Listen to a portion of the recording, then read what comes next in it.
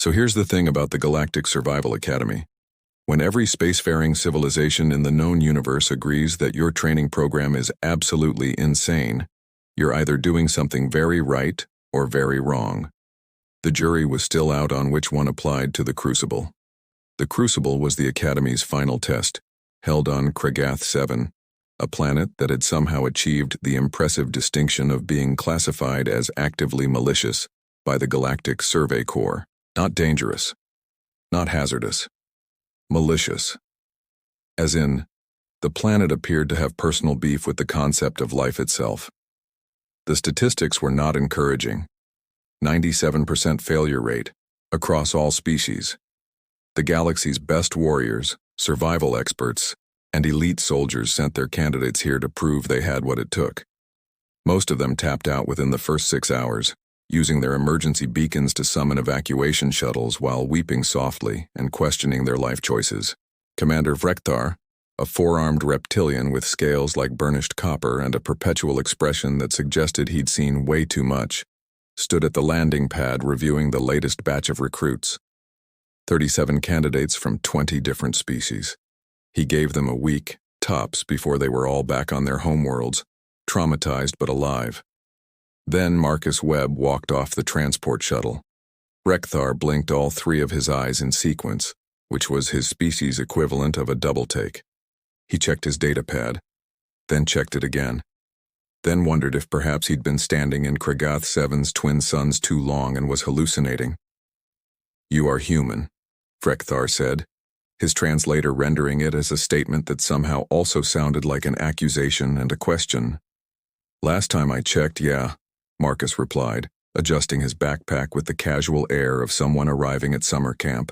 Not a death world that had killed candidates from species that could breathe methane and bench press small vehicles. Marcus Webb was distressingly average-looking for someone about to attempt the impossible.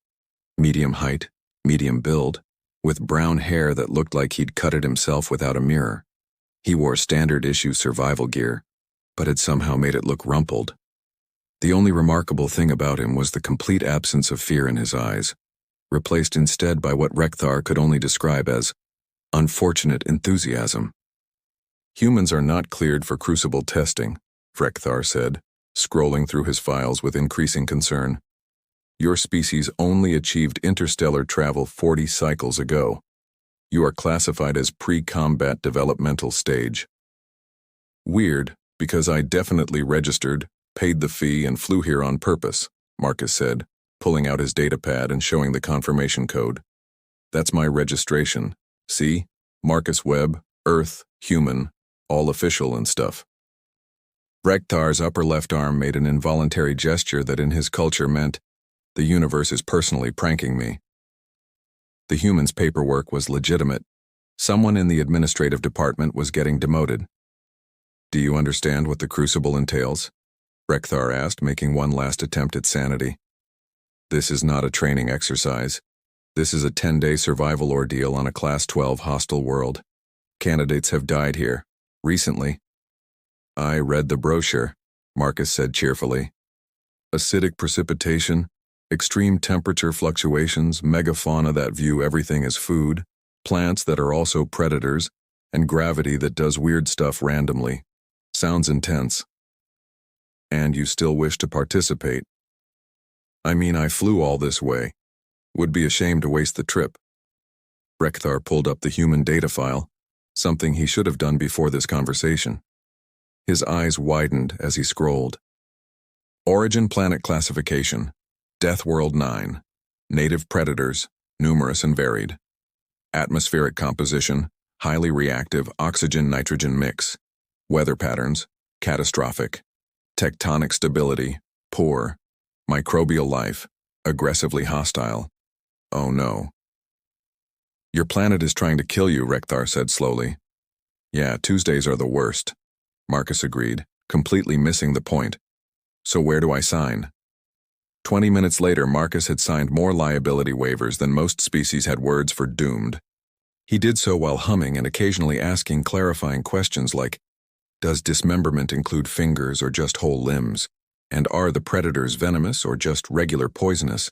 as if there was an acceptable answer that would make either option fine. The other candidates watched this exchange with expressions ranging from confusion to outright horror. A massive insectoid named Krell, who stood 3 meters tall and had armor plating that could deflect plasma rounds, leaned toward his neighbor. "Is that human broken?" Krell clicked in his native language. "I think they are all like that," replied Yara, a telepathic strategist whose species had conquered fear through generations of mental conditioning. "I scanned their homeworld data. They climb mountains for recreation, mountains that kill them sometimes." "That is not rational." No, it is not." Marcus finished signing, gave Rekthar a thumbs up that the commander's translator couldn't quite parse, and joined the other candidates. He introduced himself with the casual friendliness of someone at a social mixer, not someone about to be dropped into hell with a survival knife and bad odds. Rekthar watched him go and made a note in his personal log. "Human candidate displays either extraordinary courage or extraordinary stupidity. Possibly both. Possibly neither. And I am simply too evolved to understand Deathworld logic. Recommend full monitoring. Expect rapid evacuation request." He had no idea how wrong that last part would be. The dropships deposited all 37 candidates at random locations across Kragath 7's northern continent. Standard protocol, designed to prevent cooperation and ensure individual survival skills, were tested. The ships vanished into orbit, leaving everyone alone with their supplies, their training, and their rapidly increasing sense that this had been a terrible mistake. Marcus landed in a valley between 2 ridges, where the ground had the consistency of angry pudding and smelled like a wet dog had been marinated in vinegar. The sky was the color of a bruise, and the twin suns provided light but very little comfort. In the distance, something roared. Something else answered. Neither sound suggested friendly wildlife. "Huh," Marcus said, checking his compass. "So that's north." "Probably." His fellow candidates were having more structured reactions. Krell had immediately begun establishing a defensive perimeter, using his natural armor and considerable strength to overturn boulders and create a fortification. Yara was telepathically scanning the area for threats, her consciousness ranging across kilometers to identify danger zones and safe routes. Borin, a crystalline being whose species could survive in vacuum, had planted himself in bedrock and was cycling through his internal systems to adjust to the atmospheric composition. Marcus ate a protein bar and named a nearby rock Steve. The first challenge arrived within an hour. The sky opened up, but what came down wasn't water. It was rain with a pH that could etch glass, turning the landscape into a sizzling, steaming nightmare. Candidates deployed emergency shelters, used chemical neutralizers, or found cave systems to hide in. Marcus took off his jacket, wrapped it around his head like a very ineffective umbrella, and kept walking while muttering about how this was basically like Seattle but with commitment issues. Rekthar, monitoring the feeds from orbital surveillance, zoomed in on Marcus's location. "What is he doing?" the commander said flatly. "The human appears to be mobile during acid precipitation, sir," reported his assistant, a multi-tentacled analyst named Gorbin, who had seen 17 years of crucible tests and thought he'd seen everything. "I can see that he is mobile, Gorbin." The question was rhetorical horror. Marcus, unaware he was being watched, had discovered that the carnivorous plants that lined the valley floor were less interested in eating him during the rain. They'd retracted into bulbs, protecting themselves from the acid. He made a note of this, filed it under useful survival information, and continued his hike with the casual energy of someone who had gotten turned around on a nature trail, not someone being actively attacked by weather. By the time the rain stopped 3 hours later, 4 candidates had already tapped out. One had panicked when his shelter started dissolving. 2 had suffered chemical burns severe enough to require medical evacuation. The 4th had simply decided this was not worth the prestige and had activated his beacon while screaming, "I changed my mind," in 5 different languages simultaneously. Marcus had found a cave, wrung out his jacket, and was attempting to start a fire using local vegetation. The vegetation was fighting back, which he found more amusing than alarming. "Come on, just burn," he told the writhing plant matter. Work with me here. Day 1 continued its assault. The gravity began fluctuating, a quirk of Kragath 7's weird geology and magnetic field. One moment everything felt normal. The next, you weighed 3 times as much. Then you were nearly floating. Then you were heavy again. Most species found this disorienting at best and utterly debilitating at worst. Marcus treated it like a theme park ride and timed his movements to the shifts. When gravity went light, he'd jump and cover more ground. When it went heavy, he'd rest. He wasn't graceful about it, but he was effective in a way that suggested humans might have evolved on a planet that regularly insulted physics. Krell encountered him on day 2, and the massive insectoid stopped mid-step, his antennae twitching in confusion. "Human, you are still in the test," Krell observed. "Yep, you doing okay?" "You look a little stressed," Marcus said, offering a ration bar that Krell's biology couldn't even digest. "I am experiencing optimal performance within acceptable parameters," Krell replied, which was his species' way of saying he was hanging on by a thread and questioning every decision that had led to this moment. "Cool, cool. Hey, you see any water sources around here? Not the acid rain stuff, like actual water." Krell pointed toward a canyon with 3 of his arms. "There is a stream. It contains microorganisms that cause rapid cellular degeneration in most species." "Most species?" "Yes." "So you're saying there's a chance," Marcus said with a grin that Krell found deeply unsettling. That night, Marcus made camp near the toxic stream, boiled the water, and drank it while Krell watched from a safe distance. The human didn't die, didn't even get sick. He just complained that it tasted like pennies and made a face.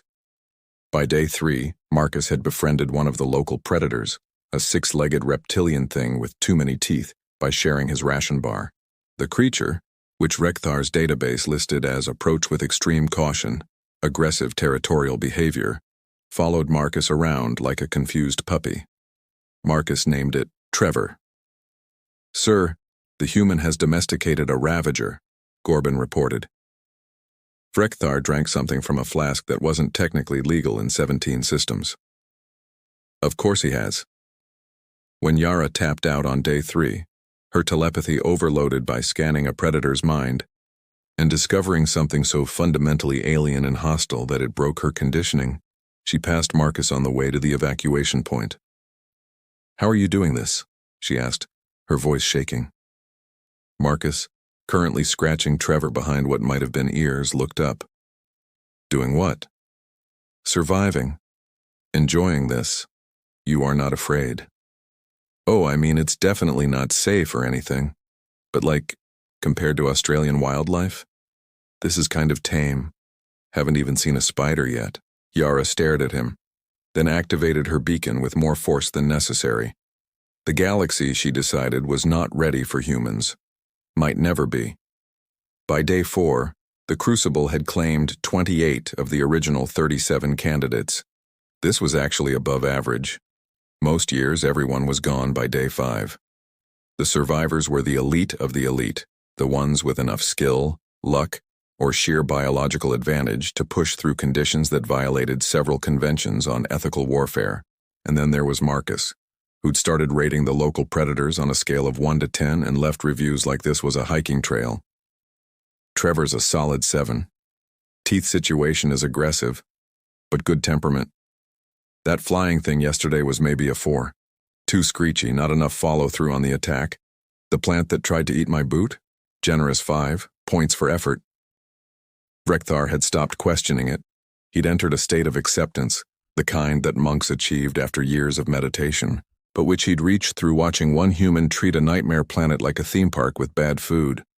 The temperature extremes of day 4 and 5 pushed things to a new level. Kragath 7's axial tilt and atmospheric composition meant that daytime temperatures could hit 60 degrees Celsius, while nights dropped to -40. Most species required thermal gear that weighed half their body weight. The survivors hunkered down, rationed their energy, and moved only when absolutely necessary.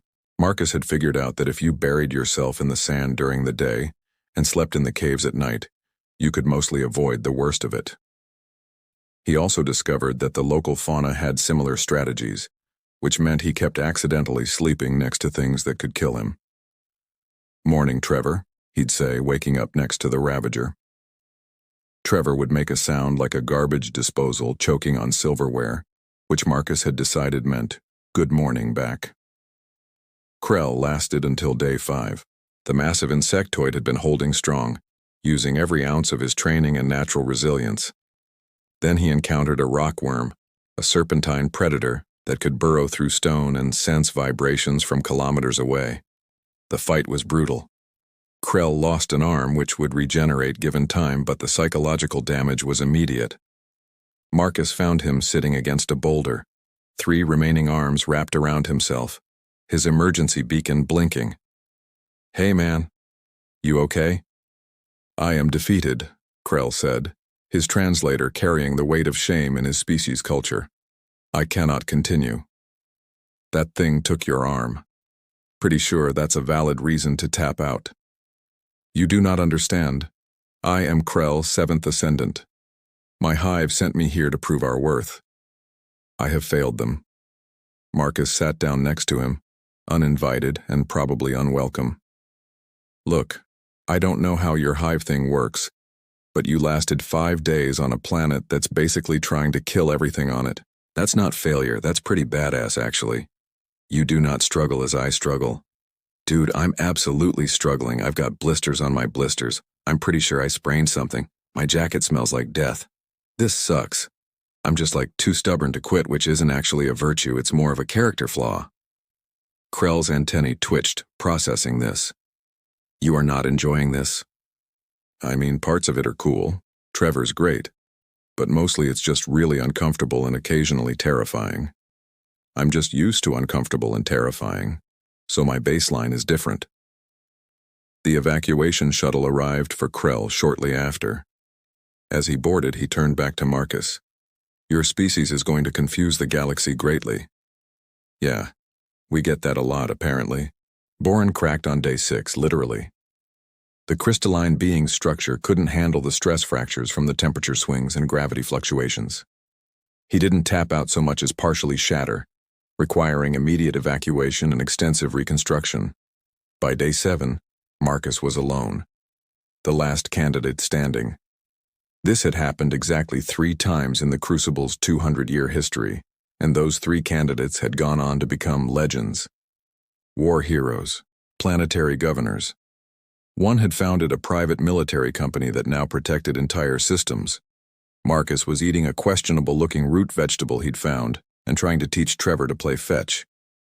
"See, you bring it back, then I throw it again. That's the game, buddy."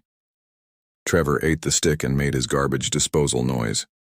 Frekthar reviewed the human data files again, going deeper this time. He found documentation of human history, countless wars, survival through ice ages, adaptation to every climate and environment on their homeworld, persistence hunting, where humans just chased prey until it collapsed from exhaustion, endurance capabilities that bordered on the absurd. There was a note from a xenobiologist: humans are possibly the galaxy's most efficient persistence predators. They cannot outrun or overpower most species, but they can outlast almost anything. Their psychology treats exhaustion as a temporary state, not a stopping point. Recommend caution in competitive scenarios. "Gorban," Rekthar said slowly. "Retrieve all data on human recreational activities."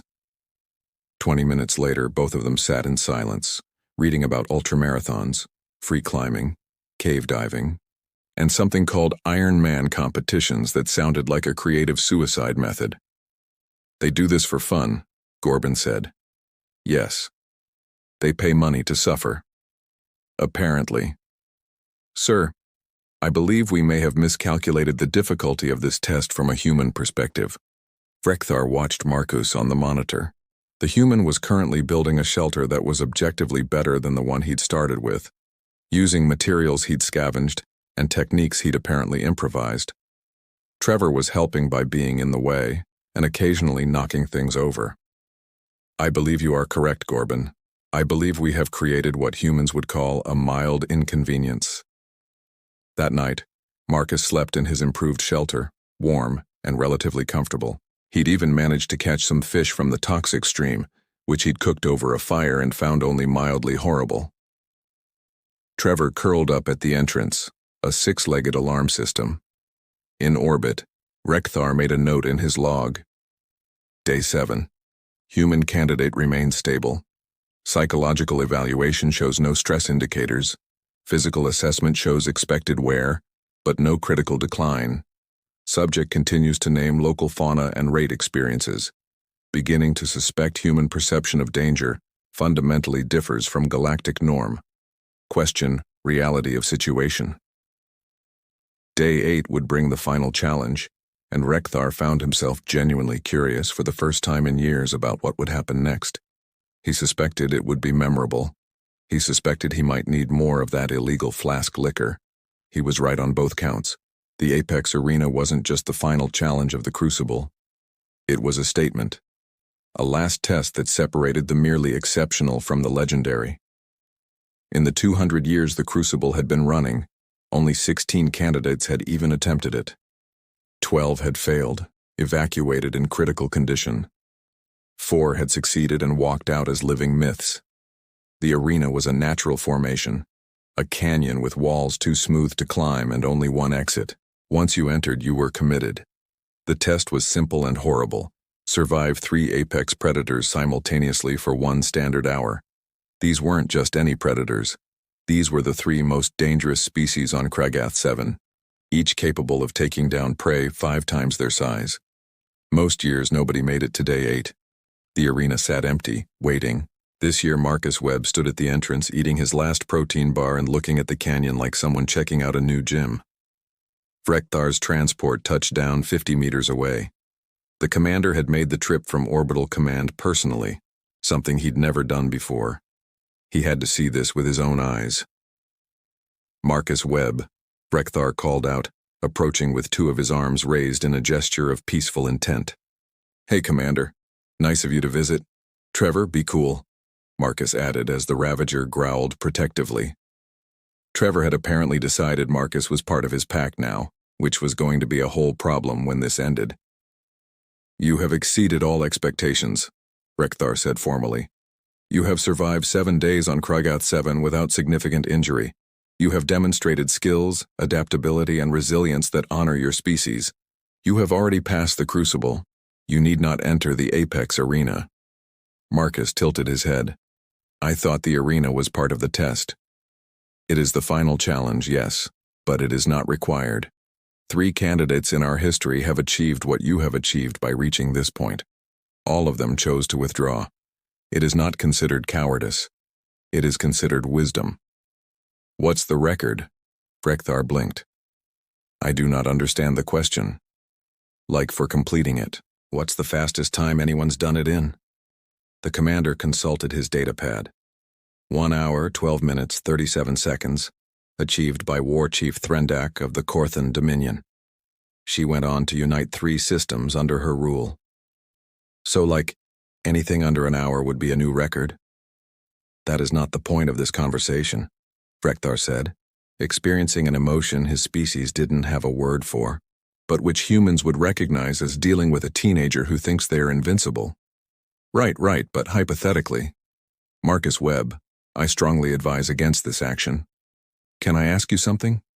This is going to sound weird, but can I try for style points, like is there a bonus for creativity or is it just about survival time? Rekthar's translator made a sound like it was trying to process something that broke several linguistic rules. Style points. Yeah, like, if I'm going to do this anyway, might as well make it interesting, right? You are genuinely planning to enter the Apex Arena and attempting to optimize for entertainment value. I mean, when you say it like that, it sounds bad. Rekthar made a decision that would haunt him for years. If you survive, I will personally ensure your creativity is noted in the official record. Sweet. Okay, I'm gonna do it. Trevor, you gotta stay here, buddy. This one's a solo run. Trevor made his garbage disposal noise, which sounded sad this time. Marcus checked his gear one last time. A survival knife, some rope, his mostly empty backpack, and a whole lot of unearned confidence. He stepped into the arena. The entrance sealed behind him with a grinding of ancient stone. 1 hour. 3 apex predators. No escape. The first predator announced itself with a scream that could shatter glass. It was a razor hawk, a flying nightmare with a 4-meter wingspan, talons that could punch through armor plating, and a beak designed for removing large chunks of prey. It dove from the canyon walls, moving at speeds that made it nearly invisible. Marcus rolled left, and the razor hawk's talons gouged lines in the stone where he'd been standing. It wheeled around for another pass. "Okay, so we're starting with aerial combat. Classic," Marcus muttered, pulling out his rope. What happened next would be analyzed by military strategists for years. Marcus didn't try to fight the razor hawk directly. Instead, he used the canyon's geometry, letting the creature's attack pattern reveal its blind spots. When it dove again, he waited until the last possible second, then threw himself flat while whipping the rope up and over. The rope, weighted with a chunk of rock, caught in the razor hawk's wing. The predator screeched and crashed into the canyon wall. Not dead, not even seriously injured, but confused and angry. Marcus used those 3 seconds to sprint to a boulder field. "1 down, kinda. 2 to go," he panted. The second predator was a tunneler, a segmented worm thing the size of a bus that could sense vibrations and erupt from underground with a mouth that was mostly teeth. It announced its presence by making the ground beneath Marcus unstable. "Oh, come on, that's not even fair," Marcus complained, jumping from rock to rock to avoid the patches of ground that were about to become a tunneler's front door. The tunneler erupted anyway, jaws snapping closed on empty air where Marcus had been a heartbeat earlier. It was fast, but it was also predictable. Every attack had a tell, a slight tremor before it surfaced. Marcus noticed something else too. The razor hawk, recovered from its crash, was circling again, and the 2 predators, despite being apex hunters, had a problem. They were territorial. They didn't cooperate. They competed. "Oh, that's interesting," Marcus said, an idea forming that was either brilliant or the last thought he'd ever have. He positioned himself between a rock formation and an area of loose soil. He waited for the tunneler's telltale vibration. Then he moved. The tunneler burst up, massive jaws open. The razor hawk dove at the same moment, and Marcus, with timing that was 10% skill and 90% luck, dropped flat. Both predators collided with each other in a tangle of talons, teeth, and extremely aggressive confusion. They immediately began fighting, forgetting entirely about the weird little creature that had somehow tricked them into attacking each other. "Style points," Marcus wheezed, scrambling away while the 2 predators attempted to murder each other. The third predator had been watching all of this with what might have been the reptilian equivalent of disbelief. It was a siege bear, which wasn't actually a bear but was called that, because the galactic translator couldn't find a better term for armored quadruped with claws that can tear through titanium and an attitude problem that spans geological epochs. The siege bear waited until Marcus was catching his breath, then charged with the subtlety of a freight train having a bad day. Marcus looked up, saw 800 kilograms of angry muscle and armor plating bearing down on him, and made a decision that later analysis would classify as questionable at best. He charged back while screaming at the top of his lungs. The siege bear, accustomed to prey that ran away, hesitated for a fraction of a second. Marcus used that fraction to slide under its charge, drag his knife along its underside where the armor was weakest, and roll clear. The siege bear roared and spun with surprising agility, but now it was bleeding, confused and dealing with a creature that didn't behave like food should behave. Behind them, the razor hawk and tunneler were still fighting, their battle tearing up the arena floor. Marcus spent the next 43 minutes in what could only be described as aggressive evasion, using every trick he'd learned in 7 days on Kregath 7. He didn't try to kill the predators. He just kept them confused, angry at each other, and mostly focused on threats that weren't him. When the hour timer sounded, Marcus was sitting on a rock, covered in dust and blood, mostly not his, watching 3 apex predators eye each other warily in a standoff. The exit opened. Marcus stood, gave the predators a casual salute, and walked out. Frekthar was waiting along with Trevor, who tackled Marcus with enthusiastic garbage disposal noises. 57 minutes, 12 seconds, Rekthar said quietly. New record. Cool, Marcus said, sitting down heavily. That was actually pretty intense. Great workout. Workout. Workout. Yeah. So that's the whole test, right? 10 days. Survived all the challenges, did the arena thing. Am I officially done? Rekthar stared at this human who'd just set a record that would stand for generations and was treating it like completing a difficult jog. Yes, Marcus Webb, you are done. Awesome. Marcus paused. Actually, can I ask you something? And Rekthar, who'd been through wars and crises and 2 centuries of the galaxy's toughest candidates, felt a chill run down his spine at those words. What is your question? Has anyone ever done the test twice? Like immediately after finishing it? The universe, Rekthar decided, was absolutely pranking him. The celebration was supposed to be dignified. The Galactic Survival Academy had a whole ceremony prepared for Crucible completers, complete with formal speeches, ancient rituals, and the presentation of the Sigil of Perseverance, a medal that was recognized across 1,000 systems as proof you'd achieved something genuinely remarkable. Marcus received his with appropriate solemnity, wearing cleaned clothes that still somehow looked rumpled. Trevor had been sedated and was currently in a wildlife relocation program that was very confused about why a human had paperwork claiming a Kragath 7 Ravager as a emotional support animal. The assembled commanders and officials from across the galaxy stood in attendance, representing their respective species and trying very hard not to stare at the human like he was a biological impossibility. Commander Rekthar gave the traditional speech, which he'd given 4 times before over his long career. To survive the Crucible is to join an elite brotherhood that transcends species and conflict. It is to prove that willpower, skill, and determination can overcome any challenge. Marcus Webb of Earth, you have earned your place among legends. Marcus accepted the medal with a smile and a thumbs up that several species found culturally confusing. The ceremony concluded. People mingled. Someone had brought refreshments that were safe for approximately 60% of the species present. Marcus found himself surrounded by commanders and officials who had questions ranging from how to why to please explain your planet. That's when Marcus made his mistake. Or maybe it was on purpose. With humans, Rekthar was learning, it was hard to tell. You know, Marcus said, accepting a beverage that was technically alcoholic for humans but acted more like a mild juice. I gotta say, that was fun. A Korthan admiral, a species that had evolved from persistence ambush predators and considered themselves the galaxy's premier warriors, fixed Marcus with a look. You found the Crucible enjoyable? Yeah, definitely challenging, don't get me wrong, but I kind of feel like I didn't even get to use my good ideas. Silence spread through the gathering like ice forming on water. Your good ideas, repeated a crystalline ambassador whose species communicated through resonance frequencies. Yeah, I had this whole plan for dealing with the acid rain using the carnivorous plant bulbs as shields, but the rain stopped too fast. And I wanted to try befriending a siege bear, but there wasn't really time in the arena. Just felt like I missed some opportunities, you know? Rekthar made a note to increase his illegal flask liquor supply.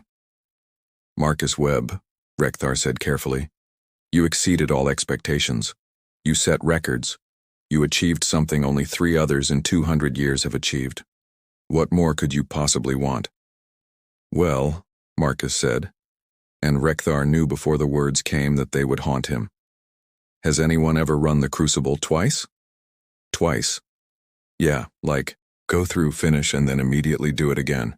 Has that ever happened? No, Rekthar said flatly. Because survivors require extensive psychological therapy, medical treatment, and years of recovery.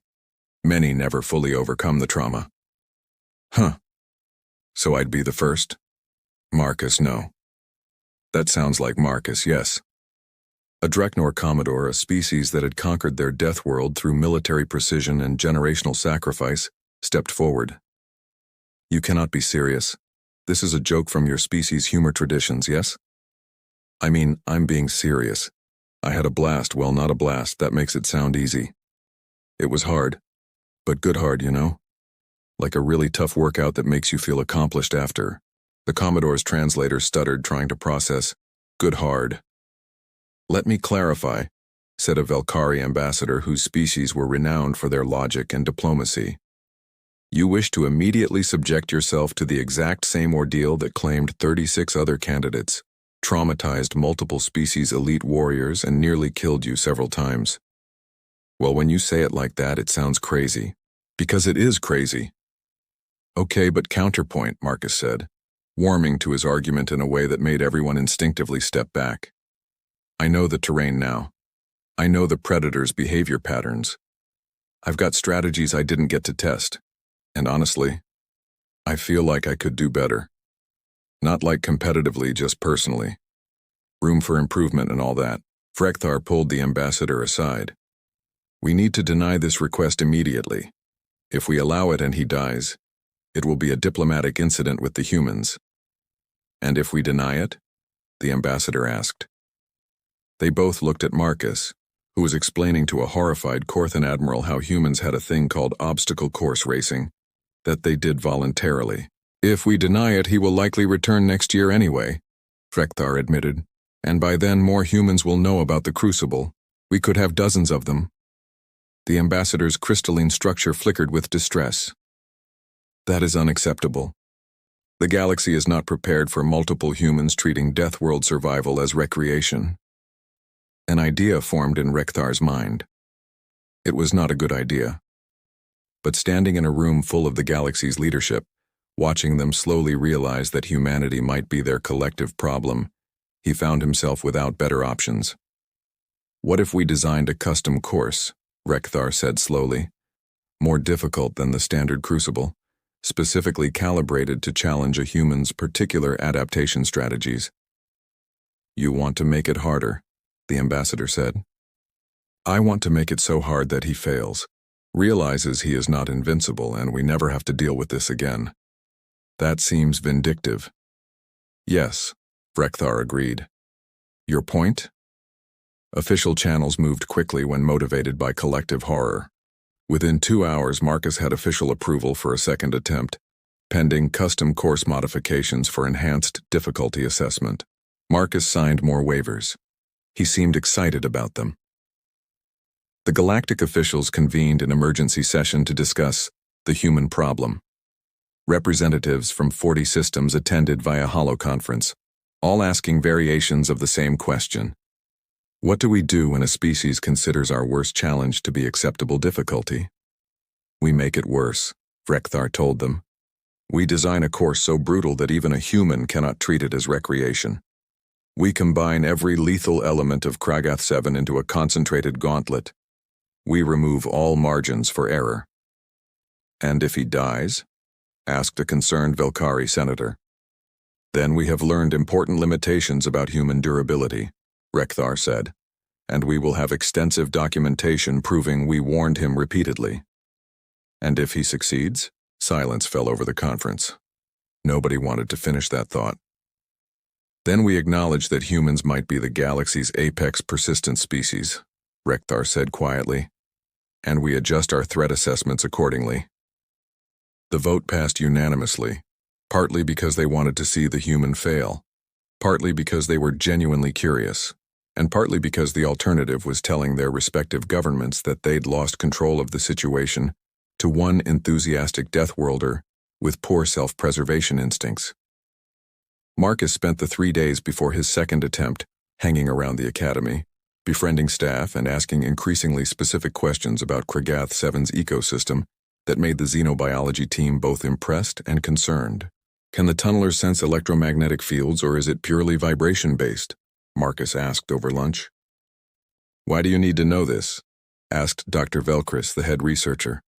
Just seems like useful information. If it's purely vibration, then moving during windstorms would mask my presence, right? Dr. Velkris made a note to request hazard pay. On the morning of the second attempt, a crowd gathered. News had spread. The human who'd conquered the Crucible was going to try again, on a harder course. Species from across the galaxy tuned in to watch, placing bets in currencies that ranged from credits to favors to one species' traditional offering of elaborate interpretive dances. Frekthar had personally overseen the custom course design. It was beautiful in a horrible way. All of Kregath 7's worst elements compressed into a 5-day gauntlet with no rest periods, no safe zones, and environmental hazards that triggered on randomized timers. The Apex arena had been modified to include 5 predators instead of 3, with the addition of a pack-hunting species and something the researchers just called the Whole Nightmare, because its official name was unpronounceable and terrifying. "This will break him," Frekthar said with confidence. Gorbin, who'd been reviewing Marcus's performance data, made a non-committal sound. "You doubt this plan?" Frekthar asked. "Sir, I have analyzed the human's decision-making patterns. He does not process danger the way we do. Where we see lethal threat, he sees interesting problem. Our attempts to make this harder may simply make it more engaging for him. That is not possible. There is a limit to biological tolerance." "Yes, sir. I hope we find it before we accidentally create something worse." Marcus entered the custom course with a wave to the observation drones and a cheerful, "See you on the other side," that multiple species found culturally ominous. The first 12 hours were designed to be impossible. Simultaneous acid rain and heat waves, gravity fluctuations timed to disorient, and packs of predators driven into a feeding frenzy by chemical attractants in the atmosphere. Marcus improvised a shelter using materials he'd noted from his first run, moved during gravity shifts, and accidentally discovered that the chemical attractants made him smell unappealing to one predator species, which then defended him from other predators thinking he was part of their territory. "He has formed an alliance with the Goreclaws," Gorbin reported, his voice hollow. "That is not possible. Goreclaws are solitary apex predators incapable of socialization." On screen, Marcus was sharing dried meat with a Goreclaw, while they both hid from acid rain in a cave. Frekthar drank from his flask. The course continued. Marcus adapted, improvised, and occasionally succeeded through sheer accident that looked like skill. When the thermal vents activated ahead of schedule, threatening to cook him alive, he used them to signal Trevor's pack, who'd somehow followed him and were causing havoc with the course's predator management. "The Ravagers are off script," reported a frantic course manager. "Recapture them," Frekthar ordered. "Sir, they are protecting the human. We cannot approach safely." "Why are they protecting the human?" "Unknown, sir. Possibly pack bonding behavior. Possibly they think he is a very strange Ravager. Possibly we no longer understand our own planet." By day 3, the galactic audience was divided into 3 camps. Those horrified by Marcus's continued survival, those taking notes for their own militaries, and those who'd started a betting pool on what he'd befriend next. Marcus completed the custom course in 4 days, 18 hours. He walked out covered in mud, accompanied by Trevor and 2 other Ravagers waving to the cameras. "That was great," Marcus said enthusiastically. "Way better than the first run. Really felt the difficulty increase. Can I get a copy of my performance metrics? I want to see where I can improve." Frekthar met him at the exit. The commander looked like he'd aged 10 years in 5 days. "No," Frekthar said. "No what?" "No, you cannot run it a 3rd time. No, we will not design a harder course. No, we will not accommodate any further requests. You have made your point. Humanity is terrifying." "We acknowledge this. Please stop." Marcus looked genuinely confused. "I wasn't trying to make a point. I just thought it was fun." "You thought a custom-designed course intended to break your will and test the absolute limits of human endurance was fun?" "Yeah, I mean, good kinda hard. Made me think creatively. Really got the blood pumping, you know?" Frekthar's translator made a sound like it was giving up. The official report took 3 weeks to compile. It included performance data, biological assessments, psychological evaluations, and a lengthy appendix from the xenobiology team titled Recommendations for Future Human Interaction, Threat Assessment and Management Strategies. The summary was brief and concerning. Humans appear to have evolved on a planet so hostile that they perceive extreme danger as normal operating conditions. Standard threat assessment models are insufficient. Recommend immediate reclassification of human capability estimates.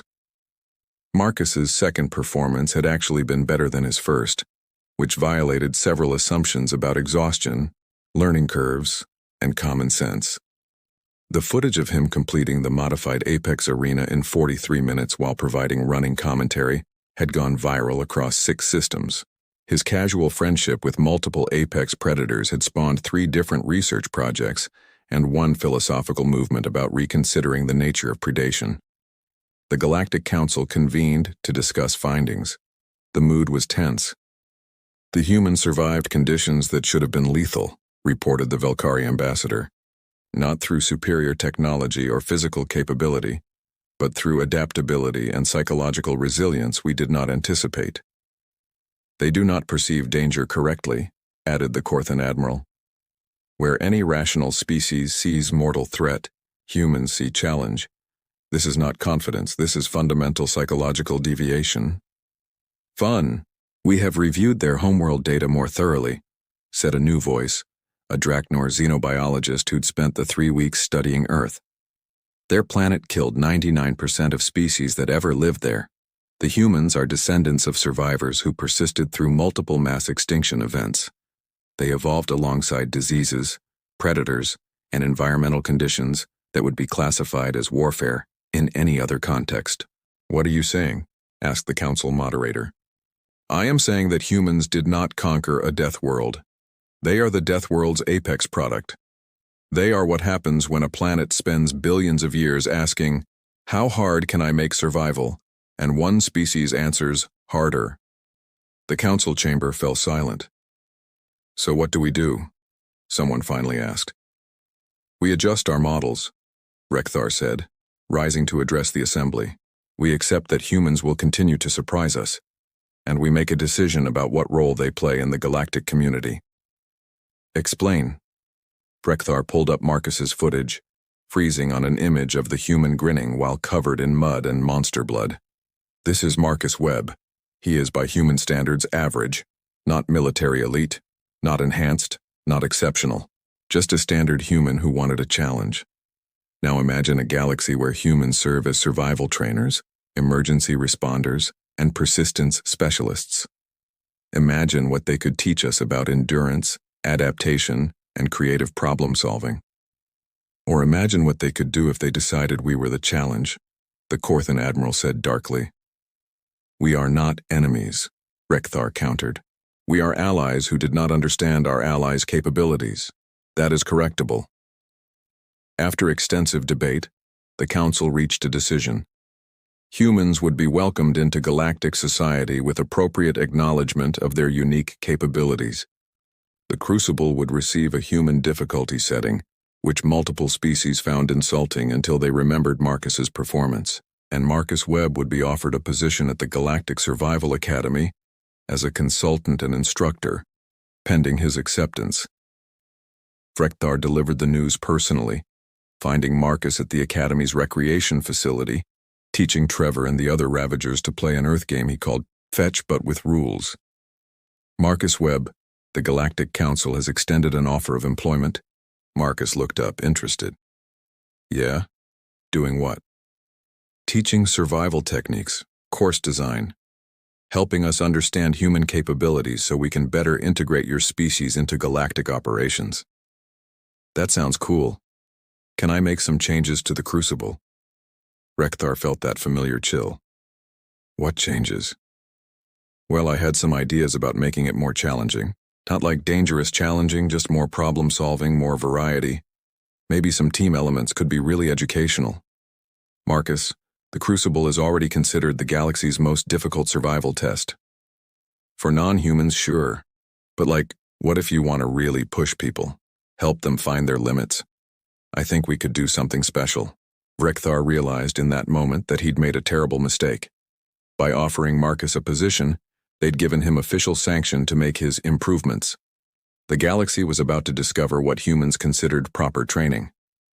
Let me be clear, Rekthar said carefully. Any modifications must be approved by multiple committees, tested extensively, and deemed non-lethal. Oh yeah, definitely, safety first. I'm thinking we call it Webb's Wilderness, as a nice ring to it. 1 year later, the new course opened. It had been tested, approved, and rated as appropriate difficulty for advanced candidates seeking enhanced challenge. 30 candidates from 20 systems signed up for the inaugural run. 29 tapped out within the first week. The 30th, a Korthan warrior named Shrike, completed the course and immediately requested to never do anything like it again.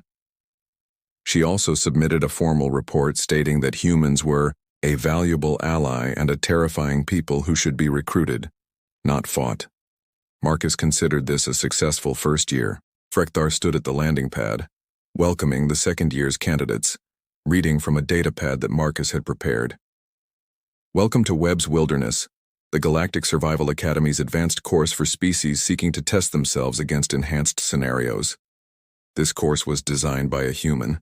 If at any point you question this decision, you may evacuate freely. We will not judge you. We are questioning this decision ourselves. In his private log, Frekthar made a final entry. Note to Galactic Council. Never ask humans if something is too dangerous. They consider that a challenge, not a warning. We have created a course that makes the Crucible look gentle. Marcus Webb thinks it is a good starting point. I have requested reassignment to a nice quiet logistics position. Request denied. Apparently, I understand humans better than most, and am perfectly suited to continue this role. I am updating my will. The universe had learned an important lesson. When a species evolves on a planet that actively tries to kill everything, they develop a very different perspective on what constitutes danger. And when you give them the opportunity to share that perspective, they will create training programs that redefine suffering. Marcus Webb had passed the Crucible twice, befriended apex predators, set records that would stand for generations, and fundamentally changed how the galaxy viewed both the test and his species. He considered it a fun vacation and was already planning improvements. The galaxy would never be the same. Trevor was fine with this. He'd gotten really good at fetch. And somewhere in the Galactic Council chambers, a new protocol was being written. Human Interaction Guidelines, Addendum 7. When a human says something is not that hard, proceed with extreme caution. They are either lying, insane, or operating on a threat assessment scale we do not comprehend. Possibly all three. Marcus had already submitted designs for Advanced Deathworld Training Level 2. Frekthar drank from his flask and wondered if it was too late to fake his own death and retire to a peaceful agricultural planet. It was. He'd been promoted to Director of Human Integration Programs. The galaxy, he reflected, had a twisted sense of humor. But at least the Deathworlders were on their side.